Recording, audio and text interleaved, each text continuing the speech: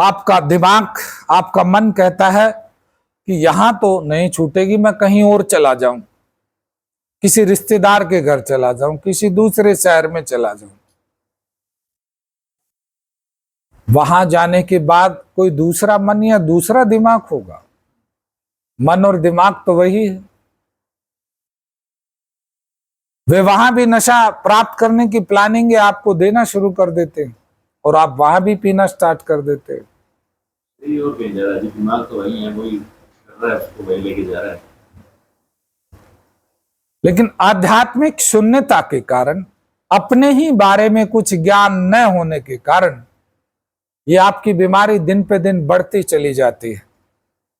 और इस बढ़ती हुई बीमारी के अंदर समाज में जीने के लिए जिस क्वालिटी की, जिन गुणों की, जिन व्यवहारों की आवश्यकता थी, उन व्यवहारों की क्वालिटी दिन पे दिन गिरती चली जाती है। आपके व्यवहारों में झूठ का लेवल बढ़ता चला जाता है, आलस का लेवल बढ़ता चला जाता है, गैर जिम्मेदारी का, लापरवाही का, गुस्से का, अहंकार का, हर चीज का नकारात्मक का लेवल बढ़ता चला जाता है। और आपकी नशेबाजी आपको एक दिन समाज से बिल्कुल अलग थलग डाल देती है। यही हुआ कि नहीं हुआ? यही होता है ये नशे की बीमारी का प्रोसीजर।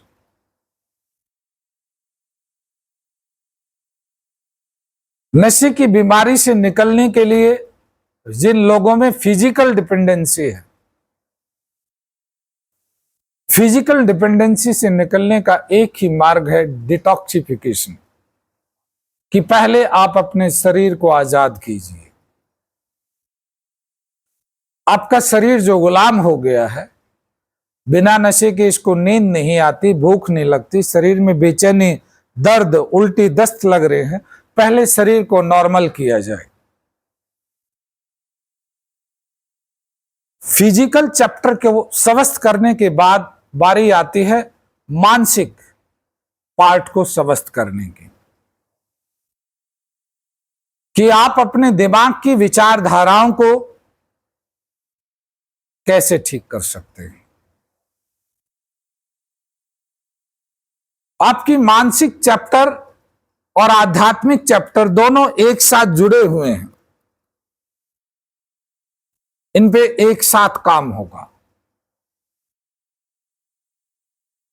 अपनी विचारधाराओं को स्वस्थ करने के लिए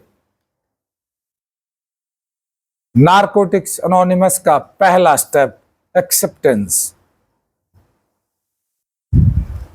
अपनी पास्ट की लाइफ से आपको यह समझना पड़ेगा, देखना पड़ेगा कि आपका अपना ही मन, आपका अपना ही दिमाग आपके लिए नशे की व्यवस्थाएं करता था।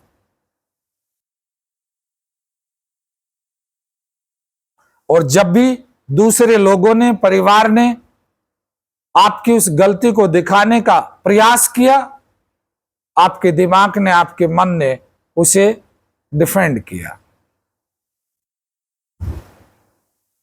तरह तरह के तर्क दिए, तर्क से नहीं माने तो फिर आपने रिएक्ट और थ्रेट भी किया, चैलेंज भी किया।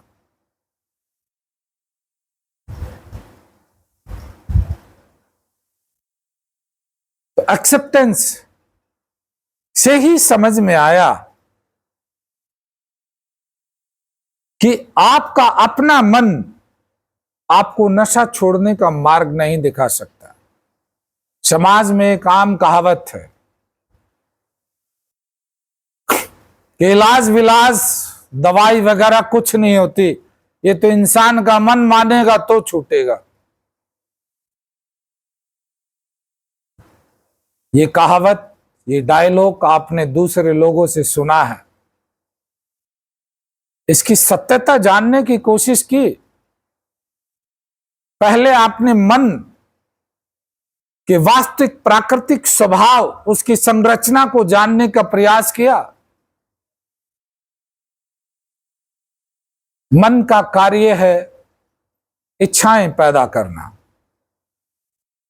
वो इच्छाएं बनाता है। क्या ऐसा हुआ है कि आपने आज देसी घी की जलेबी खा ली और फिर कभी जलेबी खाने की इच्छा नहीं पैदा करता मन? वो तो कभी भी कोई भी इच्छा पैदा कर सकता है।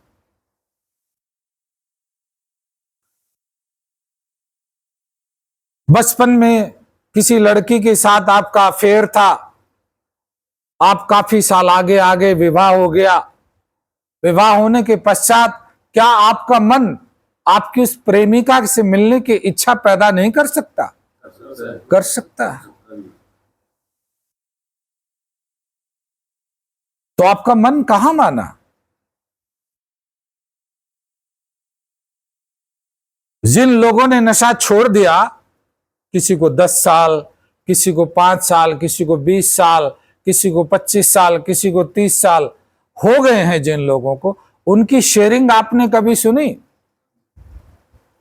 वो अपने अनुभवों में बताते हैं कि नशा करने की इच्छाएं तो उनके मन में अब भी आ जाती हैं, विचार अब भी आ जाता है। तो मन कहां माना?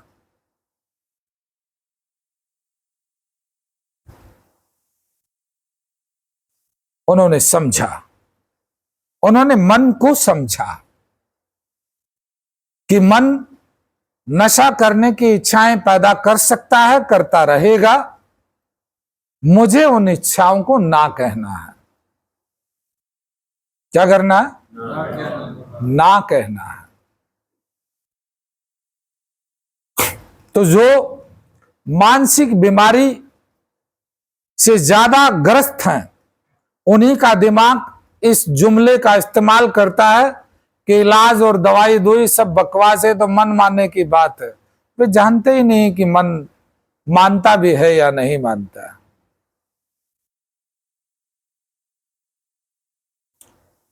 वो तो मेरी मर्जी पर डिपेंड करता है कि मैं छोड़ूं। आप जानते हैं कि आपकी मर्जी कहां है?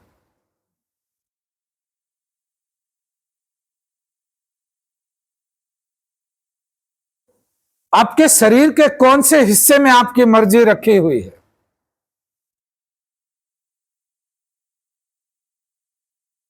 जिस समय आप इन लाइनों को बोल रहे हो कि वो तो मेरी मर्जी के ऊपर है कि मैं नशा छोड़ूंगा या नहीं, आप जानते हो उस समय कौन कौन सी भावनाएं आपके भीतर चल रही है, किस तरह के विचार और कौन सा बिहेवियर है? बस अहंकार से पोषित उधार में मिली हुई विचारधाराओं को सिर्फ बोल देना है, डोमिनेट करना है बोलने वालों को। जो आपको आपका आईना दिखा रहे हैं, जो आपकी मदद कर रहे हैं, उनको प्रेशराइज करने के लिए आप इस सेंटेंस का इस्तेमाल करते हो कि मेरी मर्जी से छोड़ूंगा। तेरी मर्जी से छोड़ेगा तो तू छोड़ क्यों नहीं देता भाई? अब तक क्यों नहीं छोड़ दिया तूने? लेकिन ये सवाल अपने आप से कौन पूछेगा? जिसकी बुद्धि को शांत कर लिया है जिसने, जिसके मन को शांत कर लिया है जिसने। और वो कैसे होता है? एक्सेप्टेंस से, स्वयं को स्वीकार करने से। तो फिजिकल डिपेंडेंसी के लिए डिटॉक्सिफिकेशन, उसके बाद मानसिक और आध्यात्मिक सुधार के लिए नारकोटिक्स एनोनिमस के सिद्धांत और रिहैबिलिटेशन, रिहैबिलिटेशन बहुत बड़ी सहायता करता है। किस तरह? नशे की बीमारी के कारण जो कुछ हमारे जीवन में अस्त व्यस्त हुआ है, जो दिनचर्या, जो बिहेवियर, जो विचारधाराएं, जो कुछ भी स्थितिग्रस्त हुआ है, उसे रिहैबिलिटेशन का जो शेड्यूल है, जो दिनचर्या है, वो पुनः स्थापित करता है। जैसे समय की पंक्चुअलिटी, समय के महत्व की उसकी क्या वैल्यू है, इसकी जानकारी, प्रोग्राम से जुड़े रहना क्यों अनिवार्य है, इसकी जानकारी, आपकी नशेबाजी कहां से शुरू होती है, इसकी जानकारी। आपके मन को नशा लेने की आवश्यकता क्यों पड़ती है, इसकी जानकारी। किन अवस्थाओं में आपके मन की जो इच्छा है नशा लेने की, वो प्रबल हो जाती है, शक्तिशाली हो जाती है, किन अवस्थाओं में, इनको खोजने में रिहैबिलिटेशन का सिस्टम, क्लासेस, ये आपकी हेल्प करता है। आपको एक खोजी बनाता है, स्वयं का खोजी, क्योंकि ऑब्सेशन तो आपके अंदर ही बनते हैं ना। तो खोज किसकी करनी है, स्वयं की,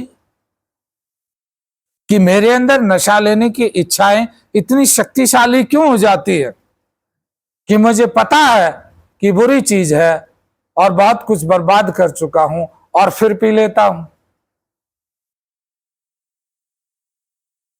ये सारा का सारा ज्ञान रिहैब के अंदर आपको प्राप्त होता है। रिहैब में केवल थ्योरिकल नॉलेज नहीं मिलती, रिहैब के अंदर थ्योरिकल के साथ आपको प्रैक्टिकल भी करवाया जाता है। और इतना तो आप जानते ही हैं कि अगर प्रैक्टिकल रूप में आप खाना खाएंगे तभी भूख मिटेगी। केवल शब्दों में आप खाना खाते रहेंगे तो भूख नहीं मिटेगी।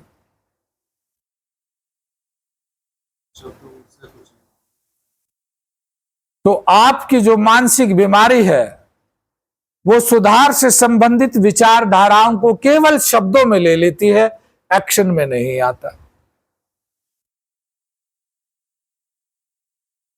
जैसे बिना एक्शन में खाए पेट नहीं भरता, वैसे ही अच्छी विचारधाराओं को जब तक आप अपने आचरण में, अपने व्यवहार में नहीं उतारोगे, तब तक उसका फायदा कैसे प्राप्त होगा।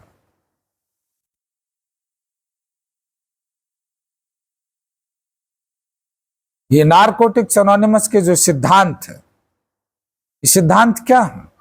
पॉजिटिव विचारधाराएं, एक्सेप्ट यानी सत्य, पावरलेसनेस यानी अपने अहंकार से मुक्ति, अस्तवस्थाएं यानी नशे के बारे में सच्चाई को जान लेना कि नशा है क्या। तुम्हारे दिमाग के अंदर जो नशे के प्रति विचारधारा है कि इससे मजा मिलता है, उस विचारधारा के विपरीत जो सत्य है, उस सत्य को खोजने में स्टेप मदद करता है। कैसे जानोगे आप? जब आप अस्तव्यस्तताओं को ढूंढेंगे तभी तो पता लगेगा कि नशा मजा है कि सजा है। तभी तो आप अपने दिमाग की सोच को परिवर्तित कर पाएंगे कि नशा कोई मजा नहीं है तो टोटल सजा है। इसने जीवन में छीनने के अलावा, नुकसान पहुंचाने के अलावा आपको कुछ दिया ही नहीं है। कोई आदमी आपको 2 रुपए दे दे रोज और सांझ में थप्पड़ मार के सो के छीन ले आपसे, तो व्यक्ति आपको दे रहा है, तो नशा आपके साथ कर क्या रहा है? 2 घंटे मजा दे के बाकी के 22 घंटे में आपसे छीनता है।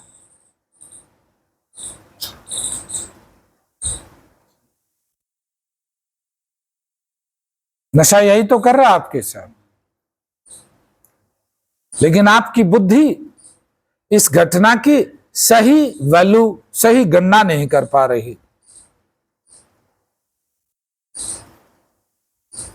ये गणना उन लोगों ने की जो अपने आप को नशे से मुक्त कर पाए, जो अपने मन की नशा करने की इच्छाओं को ना कह पा रहे हैं। ये गणना उन लोगों ने की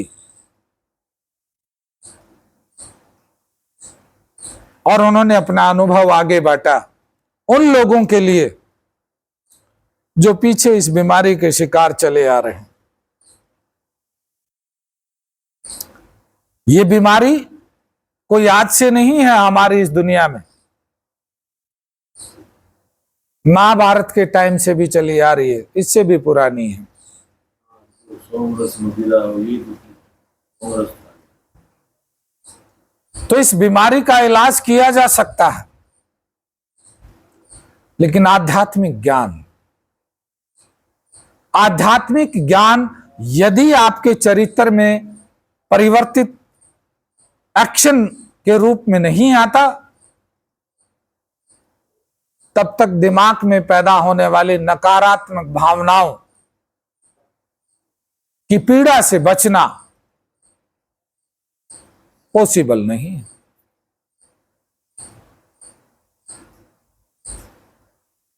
मन सदैव नकारात्मक भावनाओं को रोज बनाता है और उन नकारात्मक भावनाओं की पीड़ा भी रोज ही बर्दाश्त करनी पड़ती है। लेकिन उनसे अपने आप को फ्री करने के लिए आपको उन घटनाओं को देखने का आध्यात्मिक दृष्टिकोण चाहिए।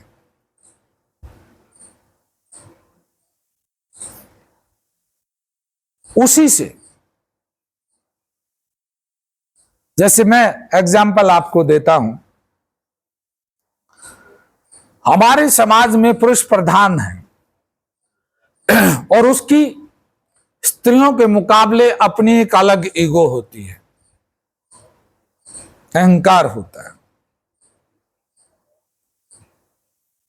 पुरुष के अंदर यह अहंकार होता है कि मैं तो जब चाहे घर से बाहर जा सकता हूं, स्त्री जब चाहे घर से बाहर नहीं जा सकती। पुरुष के अंदर यह अहंकार होता है कि मैं तो बाजार में खड़ा होकर बातचीत कर सकता हूं, लेकिन स्त्री बाजार में खड़ी होकर दूसरे लोगों से बातचीत नहीं कर सकती। ऐसे ही भाई बहनों में भी भाई को यह अहंकार होता है कि मैं तो लड़का हूं, मैं तो देर तक आ सकता हूं, तू तो लड़की है, तुझे तो जल्दी आना चाहिए।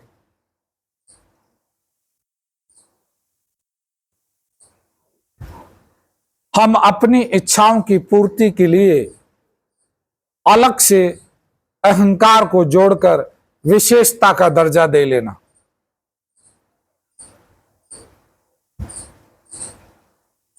जबकि मन भीतर से सबका एक जैसा काम करता है। जैसे आपको घूमना अच्छा लगता है, वैसे स्त्री को भी घूमना अच्छा लगता है। जो चीज स्त्री के लिए गलत है वो आपके लिए भी गलत है।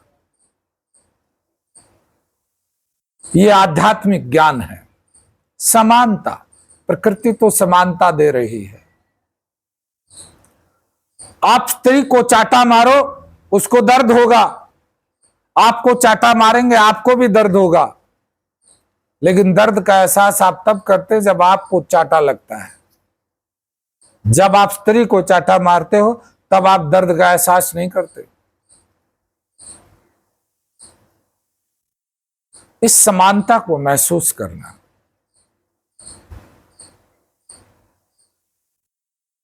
जब आप हैविंग ओन वे करो तो कोई गुनाह नहीं, लेकिन अगर घर की स्त्रियां या छोटे बच्चे हैविंग ओन वे करे तो गुनाह हो जाता है।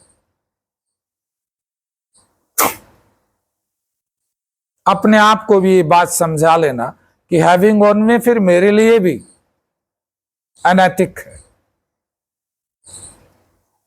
केवल स्त्रियों के लिए और बच्चों के लिए नहीं, फिर मेरे लिए भी, तो मैं भी हैविंग ओन वे ना करूं। सेल्फ एक्सेप्टेंस, स्वयं की स्वीकृति।